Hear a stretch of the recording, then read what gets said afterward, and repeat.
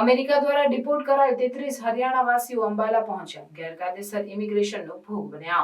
America દ્વારા deport કરાયેલા 33 હરિયાણાવાસીઓને સમૂહ 16 ફેબ્રુઆરી 2025ના રોજ અમૃતસરથી અંબાલા પોલીસ લાઇન પહોંચ્યો હતો. આ વ્યક્તિઓએ ગેરકાયદેસર રીતે અમેરિકા પ્રવેશ કર્યો હતો, જ્યાં તેમની ધરપકડ કરવામાં આવી અને ત્યારબાદ ભારત પરત મોકલવામાં આવ્યા. આ સમૂહમાં અંબાલાના 4 લોકોનો સમાવેશ થાય છે, જેમને કાગળપત્રની પ્રક્રિયા પૂર્ણ કર્યા બાદ તેમના પરિવારજનોને સોંપવામાં આવ્યા. સોનીપતના રાજેશ દહિયાએ જણાવ્યું કે તેમના શાળાને અમેરિકા મોકલવા માટે 65 લાખ રૂપિયા ખર્ચ થયા હતા. એજન્ટે સુરક્ષિત પ્રવાસ અને રોજગારનું વચન આપ્યું હતું, પરંતુ ત્યારબાદ એજન્ટનો સંપર્ક તૂટ્યો. આ ઘટના એજન્ટોની ઠગાઈ અને ગેરકાયદેસર ઇમિગ્રેશનની જોખમોને ઉજાગર કરે છે, જેમાં લોકો વધુ સારું જીવન મેળવવાની આશામાં પોતાનું ધન અને સુરક્ષા ગુમાવે છે. આ પહેલાં 119 ભારતીયોનો પહેલો સમૂહ પણ અમેરિકા દ્વારા ડિપોર્ટ કરવામાં આવ્યો હતો, જેમાંથી 33 હરિયાણાના હતા.